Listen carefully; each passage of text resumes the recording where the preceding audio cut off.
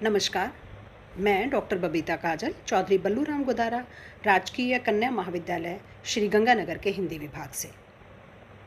आयुक्तालय कॉलेज शिक्षा राजस्थान जयपुर द्वारा प्रतियोगी परीक्षाओं की तैयारी के लिए निर्मित यूट्यूब चैनल ज्ञान सुधा सक्सेस साथी पर आपका स्वागत है। इसी क्रम में आज हम बात करने वाले हैं हिंदी साहित्य के एक और विषय पर। प्रतियोगी परीक्षाओं की दृष्टि से यह विषय बहुत महत्वपूर्ण है क्योंकि प्राथमिक विधा रही है नाटक, प्रारंभिक विधा रही है नाटक हिंदी साहित्य की। तो आइए आज हम बात करते हैं हिंदी साहित्य के अंतर्गत हिंदी नाटकों पर।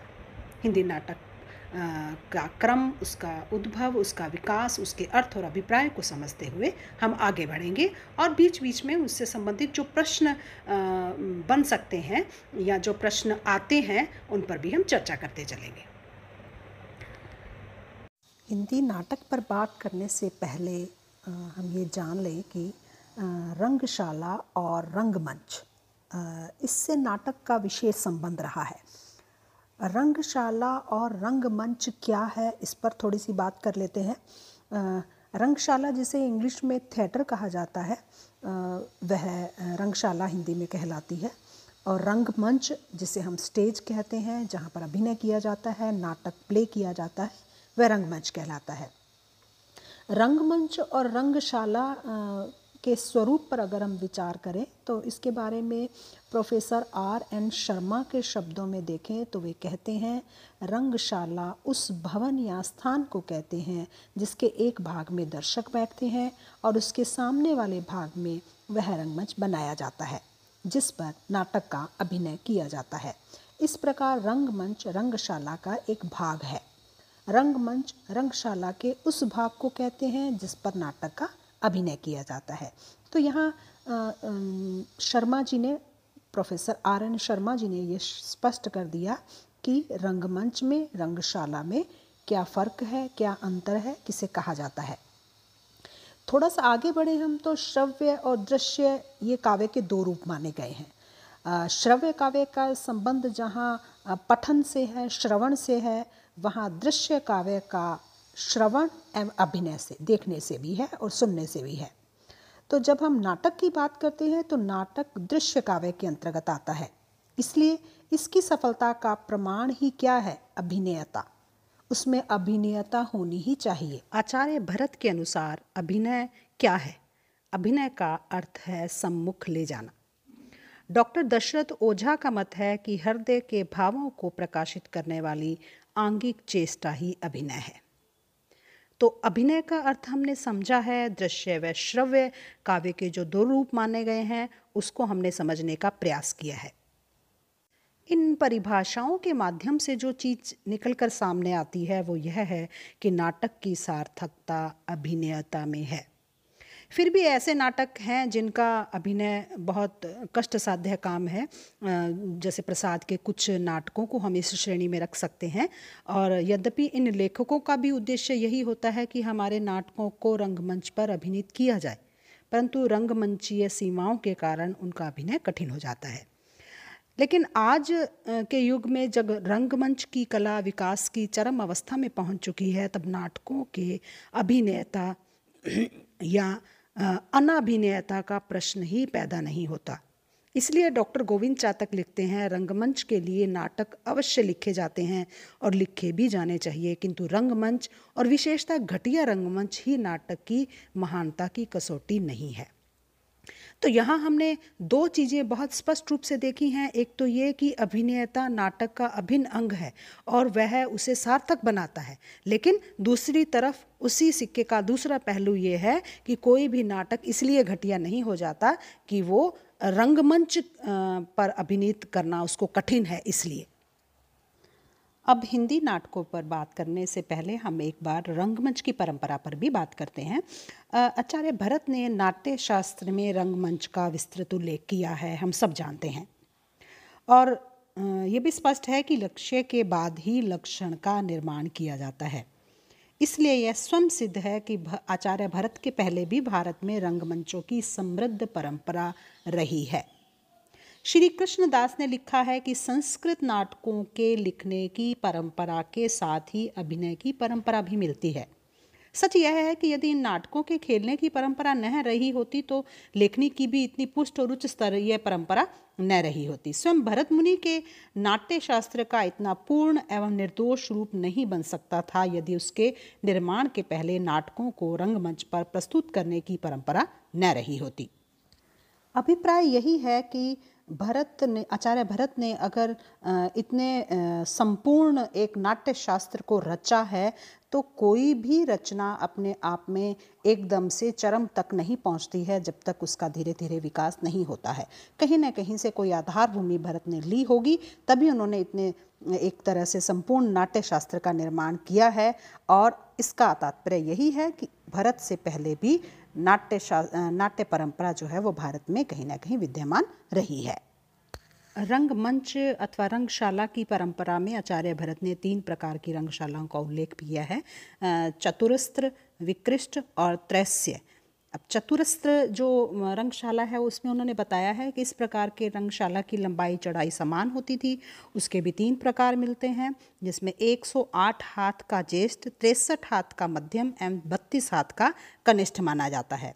और जब वो दूसरे प्रकार के रंगशाला की बात करते हैं जिसे विकृष्ट नाम दिया, इस प्रकार की रंगशाला की चौड़ाई जो है वो लंबाई से आधी होती थी।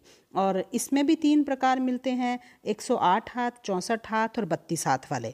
और त्रैस्य जब रंगशाला की बात करते हैं तो इस रंगशाला का आकार त्रिकोण के आकार का होता है। तो देखिए ये बहुत महत्वपूर्ण चीज़ें हैं। रंगशाला से जुड़ा हुआ शब्द है चतुरस्त्र, विकृष्ट और त्रैस्य। चतुरस्त्र में क्या होता है, लंबाई चौड़ाई समान होती है, वर्गाकार होता है, रंगशाला वर्गाकार होती है। और विकृष्ट में चौड़ाई जो है वो लंबाई से आधी होती थी। और त्रैस्य जो है उसमें त्रि का मतलब है त्रिकोण, त्रिकोणाकार की रंगशाला वह होती थी। और जो ये तीनों प्रकार की रंगशालाएं हैं उनमें विकृष्ट जो प्रकार की रंगशाला है उसे सर्वोत्तम माना जाता था। विकृष्ट मनुष्यों के लिए, चतुरस्त्र देवों के लिए और त्रैस्य घरेलू दर्शकों के लिए होते थे। तो ये आपको एक तरह से याद रखना होगा, ये चीज़ें छोटी छोटी चीज़ें जो हैं वो हमें बहुत उस पर सूक्ष्म दृष्टि रखनी चाहिए और उसको याद रखना चाहिए, रेखांकित कर लेना चाहिए, लिख लेना चाहिए। और उसी में से जब छोटे छोटे प्रश्न पूछे जाते हैं तो ये चीज़ें हमको बहुत बड़ा योगदान देती हैं अच्छे अंक लाने में। रंगमंच शब्द से ही जुड़ा हुआ एक और शब्द है जन रंगमंच। अब जन रंगमंच क्या था? जन रंगमंच भी तत्कालीन समय में जनता में प्रचलित थे। जब संस्कृत भाषा में परिष्कृत रंगमंच का पतन हो गया तब ये जन रंगमंच निरंतर गतिशील रहे। आज भी रासलीला, रामलीला, नौटंकी आदि के रूप में जन रंगमंच जनता में लोकप्रिय हैं। जैसा कि नाम से स्पष्ट है, जन रंगमंच जनता का रंगमंच। तो रंगमंच शब्द इसमें अवश्य आया है, लेकिन जन रंगमंच और शास्त्रीय रंगमंचों में बड़ा अंतर होता है। और जन रंगमंच जहाँ खुले रंगमंच होते थे, जनता के बीच में जिस तरह से वो अपने चाहे नौटंकी है चाहे रामलीला है उसको तैयार करते थे, जबकि शास्त्रीय रंगमंच जो है वो बंद होते थे, इंडोर जिसे हम कह सकते हैं, रंगशाला जिसे कहते हैं। शास्त्रीय रंगमंच से ही दृश्य विधान उसकी तरह ही उसमें होता था, लेकिन उसमें जो स्थिति का और वातावरण का जो है वो अंतर रहता था और श्रोता दर्शक जो हैं वो भी भिन्न भिन्न रहते थे। यहाँ तक हमने 3 चीज़ें स्पष्ट कर ली हैं, रंगमंच, रंगशाला और जन रंगमंच। अब हम आगे बढ़ते हैं और बात करते हैं हिंदी रंगमंच के विकास की। ये ठीक हिंदी नाटक से पहले की स्थिति है जिसकी बात अभी हम कर रहे हैं। हिंदी रंगमंच का प्रारंभ भारतेंदु से माना जाता है, किंतु भारतेंदु पूर्व युग में भी रंगमंच का अस्तित्व था। जयशंकर प्रसाद जी ने भी लिखा है कि रंगमंच से विहीन कुछ अभिनय बच गए थे जिन्हें हम पारसी स्टेजों के पहले भी देखते हैं। इनमें मुख्यतः नौटंकी और भांड भी थे। नौटंकियों की यह परंपरा हिंदेतर प्रदेशों में भी चलन में थी। डॉक्टर कुंवर चंद्र प्रकाश सिंह ने भी लिखा है कि गुजरात की भवाई, महाराष्ट्र की तमाशा, मालवा और राजपूताने का नाच तथा उत्तर प्रदेश के विभिन्न भागों में स्वांग, सांग, भगत एवं तमाशा आदि के रूप में लोकप्रिय थे। तत्कालीन समय में नाट्य लेखन पर अगर हम बात करें तो मुगल काल के मौलाना गनीमत द्वारा रचित नौरंगे इश्क जो पुस्तक है उसमें तत्कालीन समाज में अभिनय के महत्व का स्पष्ट उल्लेख मिलता है। लखनऊ के नवाब वाजिद अली शाह के समकालीन थे आगा हसन अमानत। उनके द्वारा रचित इंदर सभा और शीतल प्रसाद त्रिपाठी द्वारा रचित जानकी मंगल नाटकों का अभिनय भी किया गया था। डॉक्टर सोमनाथ गुप्त ने सर्वप्रथम रंगमंचीय नाटक इंदर सभा को ही माना है।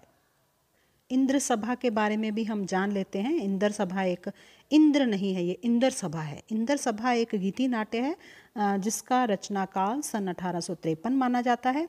इस नाटक में अश्लीलता का अंश अधिक था। इसी की प्रतिक्रिया में भारतेंदु ने बंदर सभा लिखा था। तो ये चीज़ें हमें रेखांकित करके चलनी चाहिए कि जो भारतेंदु ने बंदर सभा किसकी प्रतिक्रिया स्वरूप लिखा।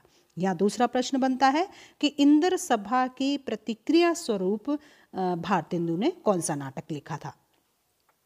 जानकी मंगल जिसकी रचना शीतल प्रसाद त्रिपाठी जी ने की थी, उसका सर्वप्रथम 1868 में बनारस थिएटर में अभिनय किया गया था।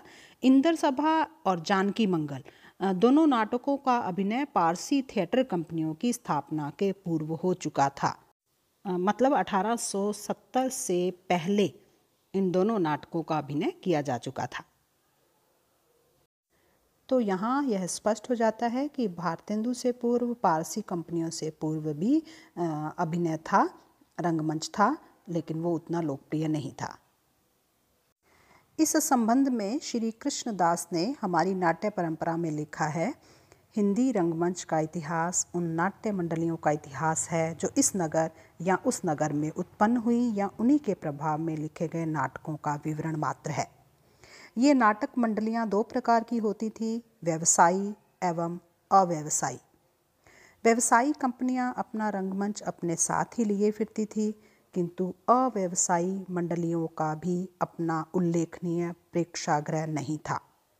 कोई नाटक खेलने के समय ही ये लोग अपना अस्थायी रंगमंच बना लेते थे और अभिनय के पश्चात उसे हटा लेते थे। तत्कालीन व्यावसायिक रंगमंच और अव्यावसायिक रंगमंच कौन से थे, उस पर हम एक बार दृष्टि डाल लेते हैं। व्यावसायिक रंगमंच की जब हम बात करते हैं तो व्यावसायिक रंगमंच की शुरुआत पारसी नाटक कंपनियों के द्वारा हुई। 1870 में SP फ्रॉम ने एक कंपनी की स्थापना की जिसका नाम था ओरिजिनल थिएट्रिकल कंपनी। इस कंपनी ने रौनक बनारसी द्वारा लिखित नाटक इंसाफे महमूद का मंचन किया था और फिर 1876 में विक्टोरिया थिएट्रिकल कंपनी एवं अल्फ्रेड थिएट्रिकल कंपनी की स्थापना क्रमशः खुर्शेद जी बल्लीवाला तथा कावस जी खटाऊ ने की। खुर्शेद जी बल्लीवाला सबसे बड़े अभिनेता माने जाते थे। बल्लीवाला की कंपनी के लिए मुंशी विनायक प्रसाद ने विक्रम विलास, निगाहे गफलत, गोपी चंद्र और हरिश्चंद्र आदि नाटकों को लिखा। खटाऊ की कंपनी के साथ मेहंदी हसन तथा नारायण प्रसाद बेताब उर्दू एवं हिंदी के नाटक लिखा करते थे। पारसी कंपनी में हिंदी नाटकों को स्थान दिलाने का श्रेय बेताब जी को है। बेताब जी का पूरा नाम नारायण प्रसाद बेताब जी। इन्होंने अपने नाटकों में हिंदी गीतों का प्रयोग इतनी कुशलता से किया कि कंपनी के संचालक तथा प्रेक्षक मंत्रमुग्ध हो उठे। बेताब ने अंग्रेजी नाटकों के अनुवाद भी किए। इन कंपनियों द्वारा खेले जाने वाले नाटकों की भाषा प्राय उर्दू से बोझिल एवं पद्यात्मक संवादों से युक्त होती थी। कविताएं जिस तरह से बोली जाती हैं उस तरह से पद्य में इसके संवाद होते थे। पात्रों में स्त्री एवं पुरुष दोनों पात्र होते थे। 1890 में न्यू एल्फ्रेड कंपनी खुली। इसकी स्थापना सोहराब जी एवं मोहम्मद अली ने की। इस कंपनी के लिए नाटक लिखने वालों में पंडित राधे श्याम कथावाचक एवं आगा हश्र कश्मीरी का नाम उल्लेखनीय है।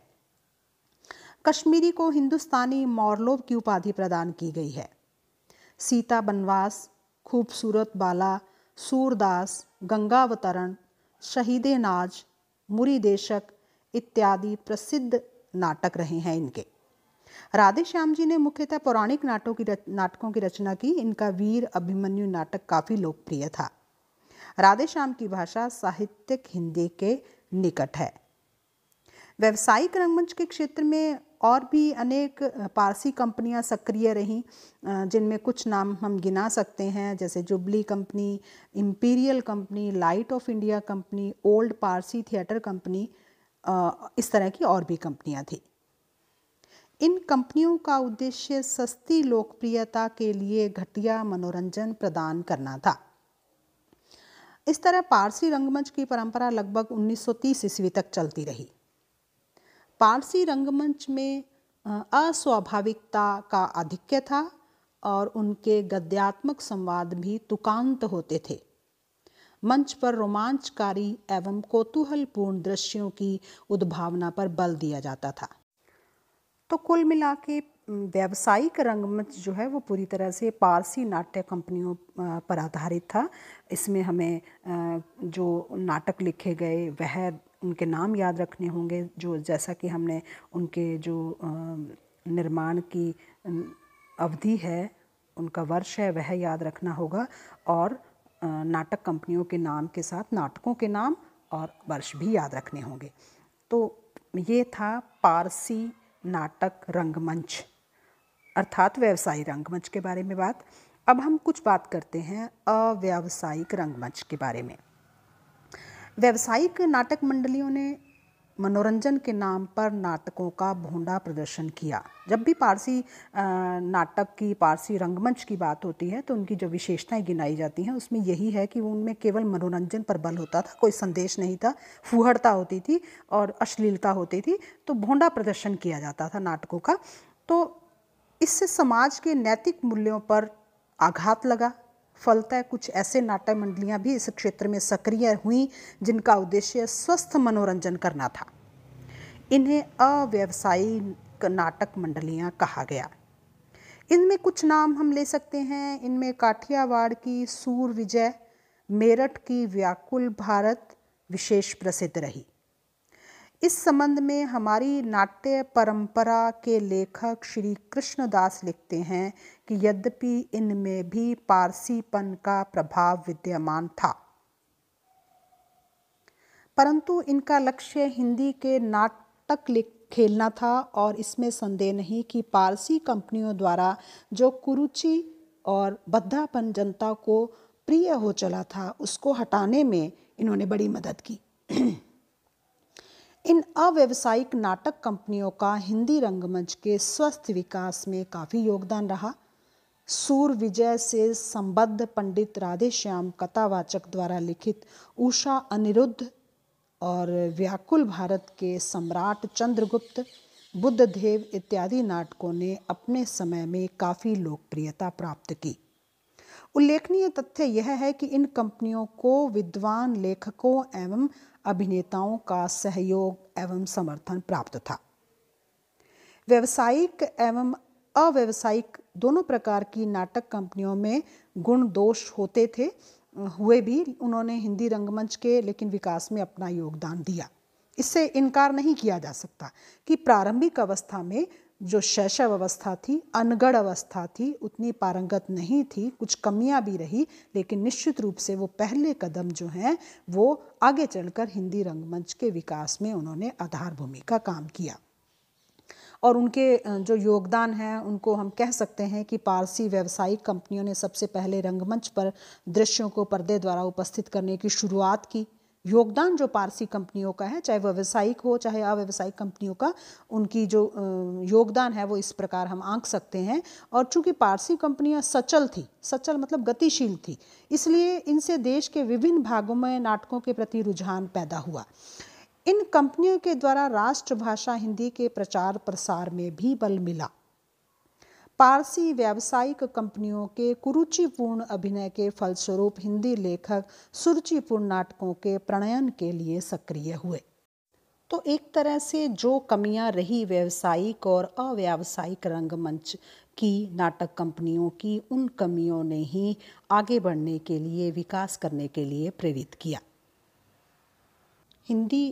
हिंदी के जो लेखक थे उनमें सुधार की व्याकुलता उत्पन्न हुई। और इसकी सर्वप्रथम प्रतिक्रिया भारतेंदु पर हुई। भारतेंदु को हिंदी नाटकों के साथ हिंदी रंगमंच का भी जन्मदाता माना जाता है और कहीं ना कहीं ये सारी स्थितियाँ, ये सारी कमियाँ और तत्कालीन जो रंगमंच की जो फूहड़ता थी, उसने एक गंभीर लेखक को इसमें बदलाव लाने के लिए प्रेरित किया। आज के लिए इतना ही। तो आज हमने जिस विषय पर बात की है, कौन कौन से बिंदु छुए हैं, वह है रंगशाला, रंगमंच, जन रंगमंच, हिंदी रंगमंच का विकास, जिसमें व्यावसायिक रंगमंच और अव्यावसायिक रंगमंच पर हमने बात की है। हिंदी रंगमंच पर और हिंदी नाटक के उद्भव, हिंदी नाटक के विकास पर हम अगले जो वीडियो हैं उसमें क्रमशः बातचीत को और जारी रखेंगे। तो यह एक तरह से पूर्व पीठिका है हिंदी रंगमंच की प्रथम भाग में, जिसे हमने प्रस्तुत किया है। धन्यवाद।